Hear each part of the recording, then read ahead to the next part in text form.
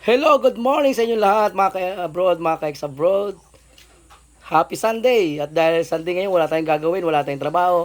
Wala tayong gagawin kundi magluto at kumain. At ito nga, meron tayo ditong pinapalambot dito sa ating dalang pressure cooker. Ito testing na rin sa ating dalang pressure cooker na Royal Ford. Ang ating pinapalambot ngayon ay bat and ball ng baka. Siguro naman may idea na kayo kung ano yon. Kung wala pa kang idea, sasabihin ko na lang harapan. Yung titi at bayag ng baka. Yun ang ating pinapalambot ngayon. At mamaya igagawin nating soup number 5. O yung parang style gutong Batangas. Walang ibang lahok. Kundi ano lang yan. Ano ba? Sibuyas, bawang, Paminta, paminta, asin, bitsin, ice. asin, bitsin, saka luya. Yun lang ang magiging lahok ng ating batinbol na gutong Batangas, style gutong Batangas. So, napakasarap niyan mga kabro. Talagang lalakas kang 120%. Nakasi taguro. Para kang siguko. O siguko. O, ayan ang mga, ano yan, mga nagagawa niyang batinbol na yan. Talagang, kahit wala ka ng isang palo ay magkakaroon pa ng 2 palo. Para kang kumbaga sa panabong doble ang tari mo. Lamang na lamang ka sa labanan. Kapag ito'y natikman mo ito aming nilulutong bat and ball soup number 5. So, palalambutin lang natin. Hanguin natin mamaya, palalamigin, gagayatin, at saka natin titimplahan. So, mga ka-abroad, ito na nga, after na 1 hour na palambutan, ito na nangyari sa ating pinapalambot na bat and ball. Ayan o, malambot na o. Natutusok na siya ng tinidor. Ayan o. Ito yung pinaka ano ng baka o. Ayan. O, ito naman yung kanyang pinaka ano. Hindi ko. Basta ito yung pinaka ano. Kaya alam nyo na yun, yung pinaka tutot ng baka at saka yung kanyang yag balls. Ayan.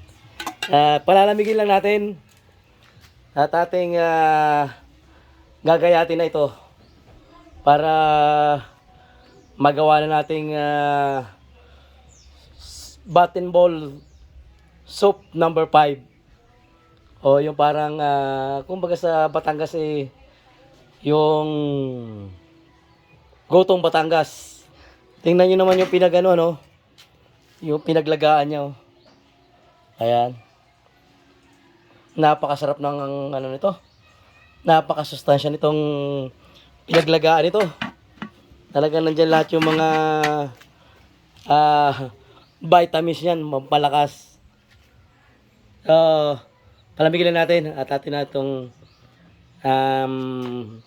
gagayatin. At ito nga mga ka-abroad, mga ka-ex-abroad, oras na para sa paghihiwa nitong ating pinalambot na bat and ball. At ito yung pinalambot natin sa loob ng 1 oras dito sa ating bagong-bagong pressure cooker. At ito ay pinalamig na natin kanina at ngayon nga ay ready na para sa gusto nating sizes para sa ating iniisip na luto, ang pinaplano nating luto na gotong Batangas. So, tara let's maghiwa na tayo ng karne.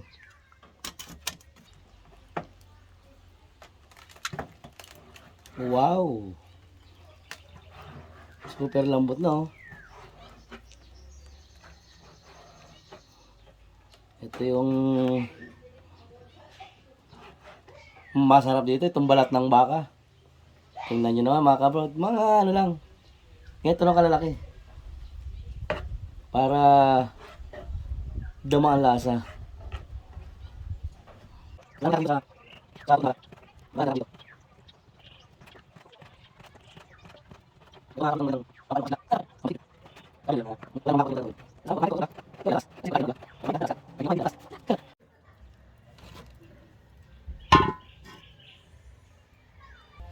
Ito na yung mantika. Ating pagsusutihan ng ating mga sangkap. At ito na yung ating tinatad na luya. Tinatad dahil iniwan ng maliliit. Talagang tad-tad na yan. Tad-tad Batanggin yan. At dahil magpapangipangita rin naman sila dyan, isama natin itong bawang.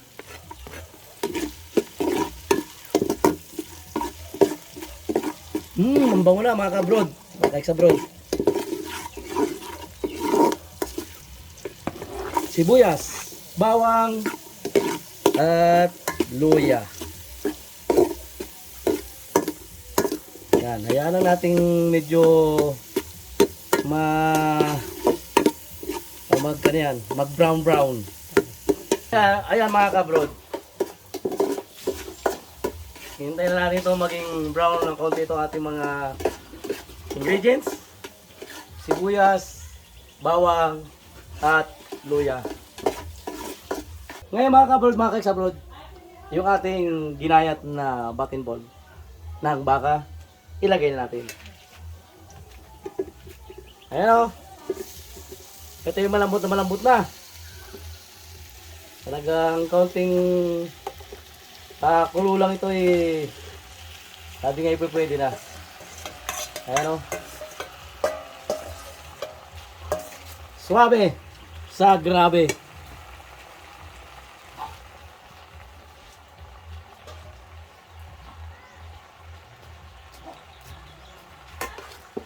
Halo kayo ubi.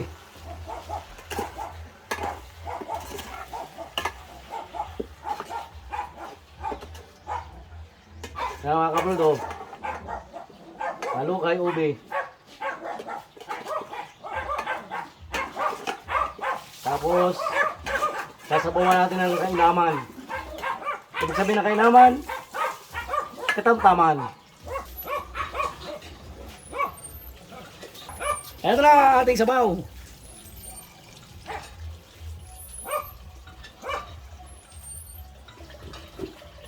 Sabi nga, yung kasarapan lamang.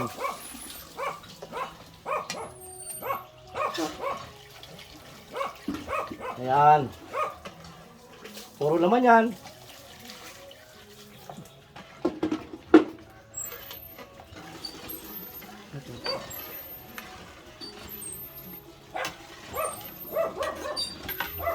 Ayan mga kabrod oh. Tawad pa. Sa kulo lang yan. Malambot na yan. Kulo na lang, matik na. Ito mga kabrod ay pakukuluin lang natin isang kulo. Dahil ito yung malambot na. Hanggang ito tinatawag na putong Batangas, yung walang halong kung ano. Mga main ingredients lang talaga yung halo niya. Walang aswiti. Talagang purong-puro yan. Ayan o. Kita nyo naman. So, lalagyan natin ng pamintang durog. Mga bro, lalagyan natin ng pamintang durog. Mas marami, mas masarap.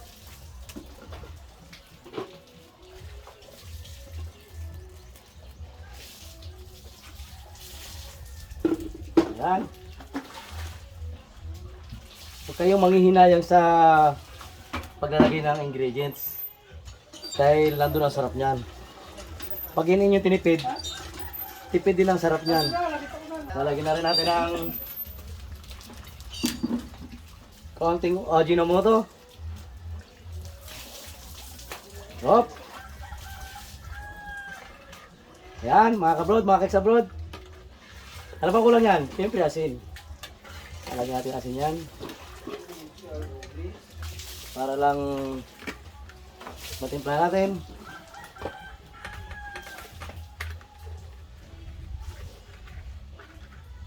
Ayan. Okay. For the meantime, ating mong tatakpan para madaling kumulo. So, ito na nga mga ka-abroad, mga ka-ex-abroad, oh. Ayan. Kulong-kulo na ang ating Gotong bat and ball. Bat and ball goto. Ayan oh. Wow. Puro laman yan mga kabrod oh. Talagang ito sinasabing suwabe. Siram sana. So ano pa hinihintay nyo? Tara let's. Tikman na natin.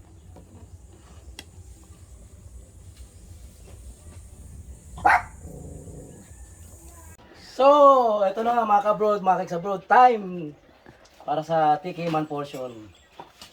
Papatikimin natin ito ating katabi dito ngayon. Ano nangyayari ito? Napakainit. Pero napakainit ko na sabaw. Talaga ngayon, kumukulo pa, galing sa kumugulong ano. Maya-maya lang kayo, mga kabrad. Tignan natin. Mainit na mainit pa ito. Ay, mayroon pang ano sa babit. Mainit talaga. Ganito lang yung mga kabrod oh. Pag mainit yan oh. Ay, swabe. Lalo na kung may bahaw. Naku, lalo na kung may bahaw daw, sumarap na.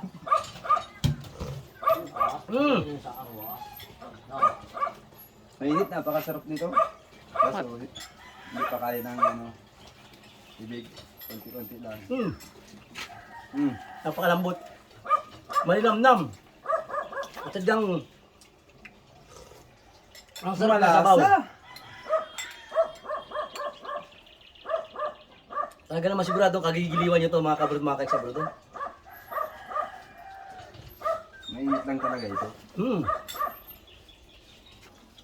Patitikimin natin ito ating mga alaga. Papasok yan. Hindi man yan sanay. Kaway-kaway sa mga vlogger. Ayan o. Pati mga over the bakod na Oh. ay, siyempre kasali sa ano yan natin. Kasali yan sa ating feeding. Ay, patikim pala. Feeding.